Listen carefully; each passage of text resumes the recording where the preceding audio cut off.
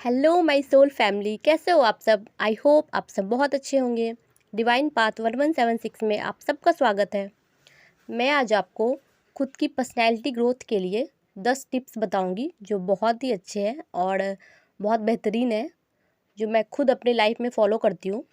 तो आइए देखते हैं।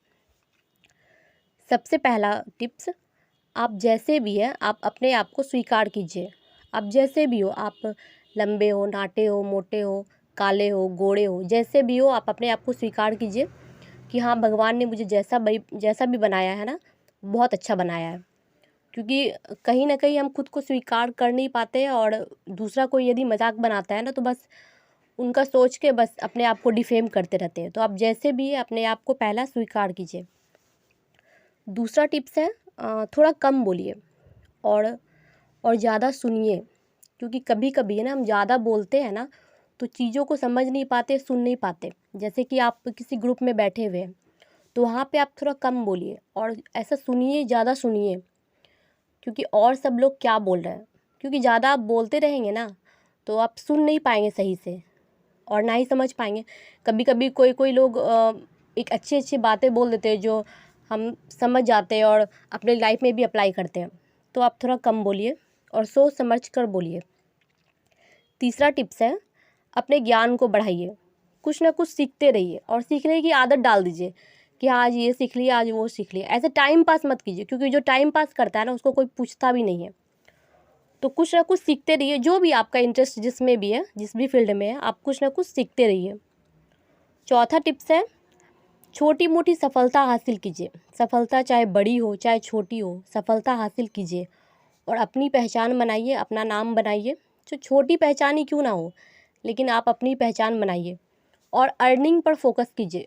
क्योंकि आप जितना आर्थिक रूप से मजबूत रहेंगे ना, आप उतना अंदर से सबल रहेंगे। तो अर्निंग पे फोकस करना है। पांचवा टिप्स है कि आप अपनी पर्सनल लाइफ की बातें ना दूसरों से शेयर मत कीजिए।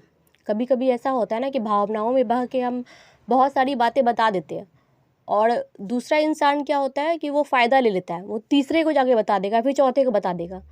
तो इस तरह से अपनी पर्सनल लाइफ की बातें आपको शेयर नहीं करनी है। छठा टिप्स है, अपनी एक बाउंड्री सेट कीजिए। मतलब ऐसे आपको सबसे मिलना है, लेकिन फिर भी एक अपना बाउंड्री जोन बना लीजिए, ताकि इस बाउंड्री जोन में कोई आपके अंदर ना आ सके। मतलब जो आपका पर्सनल है वो पर्सनल है, वो ऐसा पर्सनल होना चाहिए कि वो किसी से शेयर ना हो, चाहे कोई भी इंसान रहे, चाहे आपका खुद का पार्टनर क्यों ना रहे। इस तरह से बाउंड्री सेट करके रखिए। सातवां टिप्स है, अपने दिल और दिमाग में बैलेंस रखिए। कहाँ आपको दिल से काम लेना है, कहाँ आपको दिमाग से काम लेना है, ये बैलेंस बहुत ज़्यादा ज़रूरी है। और अपने पर्सनल लाइफ में और अपने प्रोफेशनल लाइफ में भी बैलेंस रखिए। जैसे कि कभी कभी होता है ना कि कोई इंसान बहुत ज़्यादा काम करता है तो वो घर पे ध्यान नहीं दे पाता है, कोई घर पे पूरा डूबा रहता है, काम पे ध्यान नहीं दे पाता। तो आपको दोनों में बैलेंस बनाकर चलना है कि हाँ, बाहर का भी काम हो गया और घर पे भी बहुत अच्छे से देख लिया, सबसे मिल लिया, तो वो भी सही है। तो ओवरऑल बैलेंस रहना बहुत ज़्यादा ज़रूरी है लाइफ में। आठवां टिप्स है, आप हमेशा अपने चेहरे पे ना एक प्यारी सी मुस्कान रखिए और जिससे भी मिलिए ना एक मुस्कान, स्माइल के साथ मिलिए। क्योंकि स्माइल जो इंसान देता है ना, वो अंदर से पॉजिटिव रहता है। तो आप जिससे भी मिलिए स्माइल रखिए।